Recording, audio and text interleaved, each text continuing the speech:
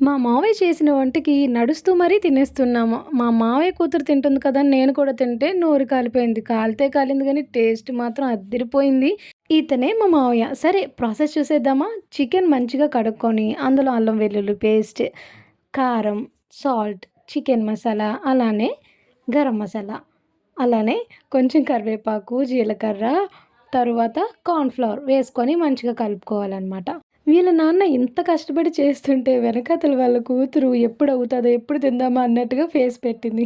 ఎప్పటినుంచో మా మావయ్య చేసిన బిర్యానీ తినాలి వండు అనంటే ఇప్పటికి పకోడా చేస్తున్నాడనమాట. సర్లే ఏదోకటి కానీ అని చెప్పేసి అడ్జస్ట్ అవుతున్నాం. అందరిది ఒక గోల, ఈవిడది ఒక గోల. ఇంట్లో వండినవి తప్ప బయట మాత్రం మంచిగా తింటదనమాట. ఇంతకీ మా మావయ్య చేసిన బిర్యానీ ఎందుకు తినాలి అనిపిస్తుంది అనంటే తిన్నవాళ్ళు చెప్పారండి అంత బావుంటదని చెప్పి.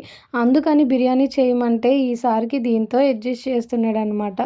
అండ్ చూసారా పకోడా ఎంత టెంప్టింగ్‌గా ఉందో. టేస్ట్ చేయాలని కూడా నాకు అంతే ఉంది. అందుకే మరి నోరు కాల్చుకున్న. ఈ పకోడా అయిపోయిన తర్వాత స్వయంగా నేనే వెళ్లి మా బావకిచ్చాను. నేనే చేశానని చెప్పి. అలా అని మా బావ నమ్మలేదండి నేను చేశానని. 2 జాయింట్లున్నాయి. ఆ!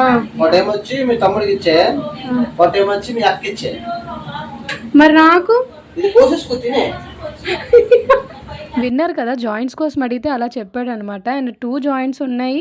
ఆ 2 కూడా మా అక్కకే ఇచ్చారనమాట. కానీ మా అక్క ఒక్కటే తిన్నది. అండ్ ఎంతో ప్రేమతో తనకి కార్న్ ఫ్లోర్‌తో వేసింది తినకూడదని చెప్పేసి తన కోసం ప్రేమగా నార్మల్‌గా ఫ్రై చేసి ఇచ్చాడనమాట. వీడియో నచ్చితే సబ్స్క్రైబ్ చేయండి.